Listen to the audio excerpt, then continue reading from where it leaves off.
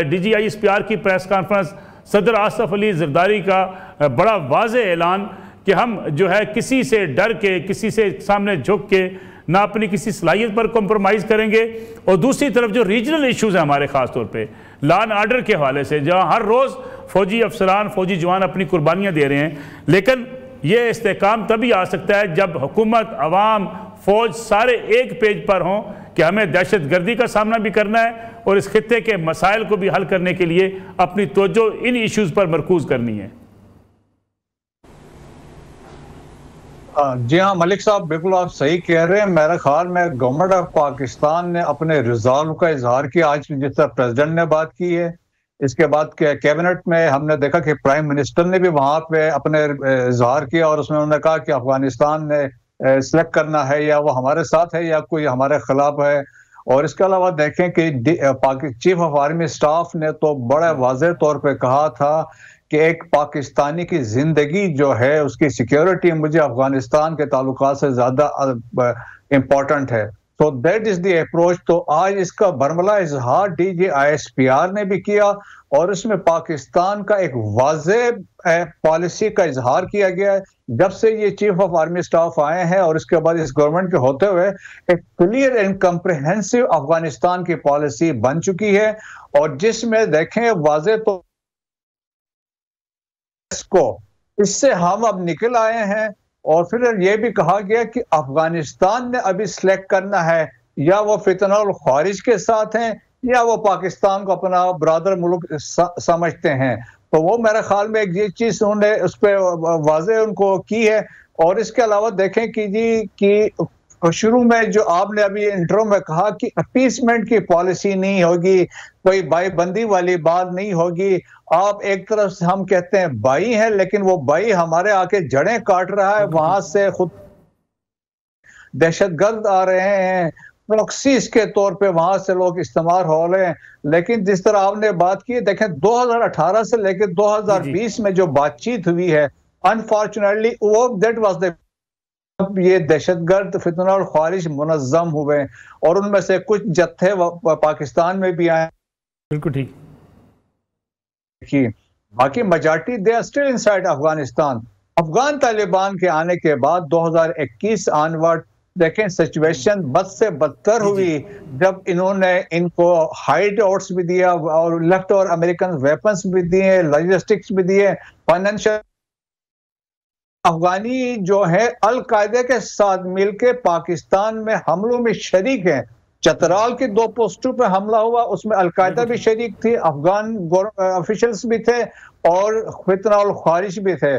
اسی طرح میاوالی air base میں بھی یہ لوگ شامل تھے، اور اس طرح جہاں 2 کینٹ پہ جو حملہ ہوا اس میں بھی یہ شامل تھے۔ 66 سے اوپر افغان نیشنل پاکستان میں مارے گئے ہیں، اور جو 27 سوسائڈ حملے ہوئے اس میں سے 16 کنفرم افغان نیشنل ہیں۔ آپ کا دسو والا اٹیک جو تھا، آپ کا بشام والا اٹیک تھا، وہ افغانستان تھے۔ تو آج گورنمنٹ آف پاکستان نے بھی اپنی پالیسی کا بھی اظہار کیا، اور آرمی کی پالیسی پریزیڈنٹ نے بھی بات کی، اور پرائم منسٹر نے بھی واضح طور پہ کہا ہے ابھی انہوں نے چوز کرنا ہے either they are with the فتنہ الخوارج یا وہ پاکستان کے ساتھ۔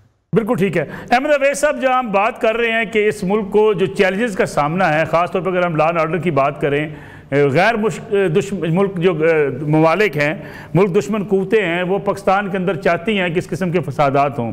دوسری طرف دیکھا جائے سیاسی بے چینی کی اگر بات کی جائے، تحریک انصاف نے ہمیشہ یہ بات کی کہ جو لوگ 9 مئی میں واقعات میں جو گرفتار ہوئے، جن کے مقدمات ملٹری کورٹس میں گئے، یہ لوگ جو ہیں یہ بے گناہ ہیں، لیکن ایویڈنس کے ساتھ ان کو سزائیں سنائی گئیں۔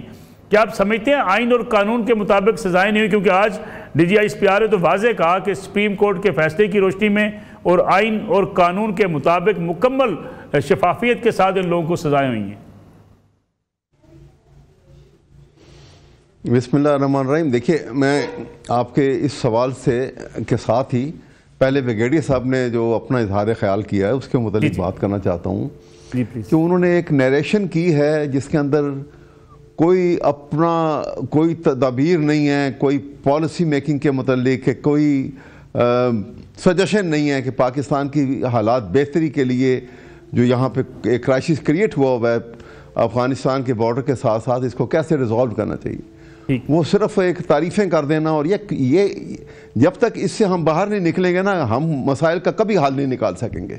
میں آپ کو یہ بتاؤں, دیکھیں یہ اگر آپ یوں دیکھ لیجئے کہ یہ وہی افغانستان ہے جس نے پاکستان نے اس کے ساتھ کھڑے ہو کے 10 سال شانہ بشانہ جنگ لڑی ہے.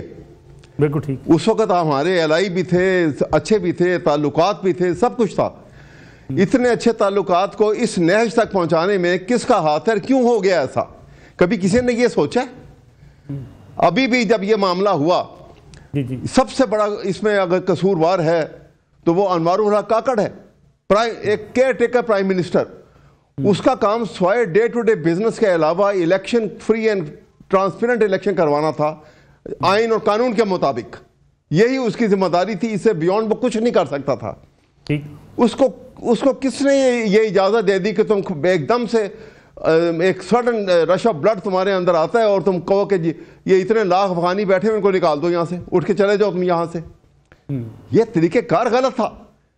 یہ لوگ جو وہاں بیٹھے ہوئے تھے انٹیلیجنس ایجنسیز کے پاس تو پوری ڈیٹیل موجود ہے کہ یہ مینیل جاب کرتے تھے, غریب لوگ تھے, ان میں سے کوئی کسی ٹیررسٹ ایکٹیویٹی میں ملوث نہیں تھا بالکل, اور یہاں آ کے وہ مہاجرین کی شکل میں بیٹھے ہوئے تھے.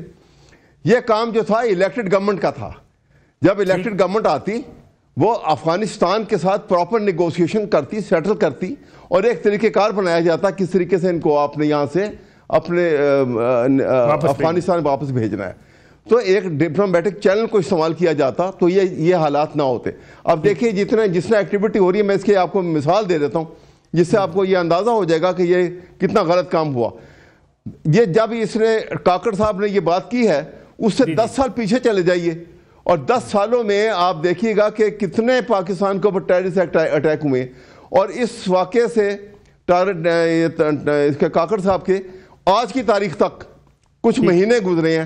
ان کچھ مہینوں میں دیکھیے پاکستان پہ کتنا بے تحاشا اٹیک ہوئے ہیں. یہ فرق جو ہے یہ اس غلط پالیسی کی وجہ سے ہے. ہم اس کو نہیں, کسی نے آج تک تنقید نہیں کی کہ اس کو کیا حق تھا, یا کسی نے اس سے پوچھ گچھ نہیں کی کہ تمہیں کس نے کہا تھا کہ تم یہ کام کرو, تمہارے یہ استطاعت میں نہیں تھا, تمہاری کمپٹنس میں نہیں تھا, تم نے یہ کام کیوں کیا.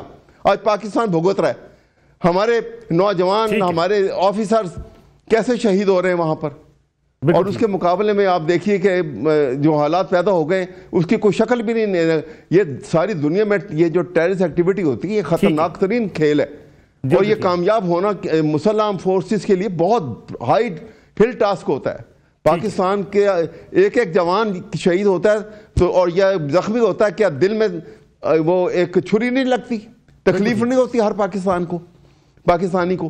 لیکن میں یہ بات کر رہا ہوں کہ اس کے متعلق ٹھنڈے دل سے سوچنے کی ضرورت ہے کہ آپ افغان حکومت سے, پاکستان کی حکومت بیٹھ کے نیگوشیشن کرتی, کوئی سیٹل. آپ کے ساتھ انڈیا بیٹھا ہوا ہے, اس نے وہاں کونسلیٹ آفس بنائے ہوئے, وہ اربوں روپے کی وہاں انویسٹمنٹ کر رہے ہیں, ان کو پیسہ دے کے پاکستان کو ڈیسٹیبلائز کرنے کی کوشش کرتا ہے. ہم نے کوئی وہ راستہ تو کیا نہیں. مت آرائی کے اوپر لگ جاتے ہیں, تعریفوں کی طرف لگ جاتے ہیں. یہ خوش آمدی طریقہ کار جو ہے جب تک ختم نہیں کریں گے ہم کبھی کسی اچھے نتیجے پہ نہیں پہنچیں گے. ٹھیک ہے احمد صاحب, ذرا اس پہ کمنٹ کر دیں کہ یہ فوجی عدالتوں سے جو سزائیں ہوئی ہیں. جی میں آپ کو بتاتا ہوں. دیکھیے فوجی عدالتیں, دیکھیے میں آپ کو بتاؤں, یہ 9 مئی کا واقعہ اسی لیے ہم نے کہا تھا آپ سب کچھ کریں لیکن پہلے اس کی جوڈیشل انکوائری کرا دیں تاکہ پتہ لگ جائے کوئی کس حد تک ملوث ہے اور کون سہولت کار کون ہے. وہ کیے بغیر آپ نے جب وہاں تک پہنچ گئے ہیں 1.5 سال ان کو آپ نے جیلوں میں پڑے رکھا. اب آپ نے کچھ سزائیں آپ سنا دی, کچھ بعد میں سنا دی, اور وہ جس طریقے سے اب آرٹیکل 10A کانسٹیٹیوشن, ابھی جنرل صاحب کہہ رہے تھے کہ جی آئین و قانون کی پاسداری جو نہیں کرے گا, تو آئین و قانون کی پاسداری تو جناب آپ نے خود توڑ دی. آرٹیکل 10A کیا کہتا ہے, 10A کی وائلیشن کے اندر یہ سزائیں سنائی گئی ہیں, تو پھر کیسے سزائیں ہوں گی وہ. دیکھیے نا, ہم پاکستان کا ہر فوجی جو ہے ہمارا ہیرو ہے, ہر پاکستانی کا ہیرو ہے. لیکن احمد عبیس صاحب کیا سپریم کورٹ کی اجازت سے یہ فیصلے نہیں ہوئے, ان کی اجازت سے؟ او جی سپریم کورٹ کا کون سی سپریم کورٹ ہے؟ 26ویں ترمیم کے بعد تو سپریم کورٹ ختم ہو گئی. جنہوں نے یہ اجازت دی ہے, وہ جو کانسٹیٹیوشن بینچ بنا ہے وہ کس نے بنایا ہے؟ ایگزیکٹو نے بیٹھ کے حکومت کے تھم کے نیچے، حکومت کے انگوٹھے کے نیچے آپ نے ججز کو لگا دیا تو وہ تو تنخواہ دار بن گئے، وہ کہاں سے اب جج رہ گئے؟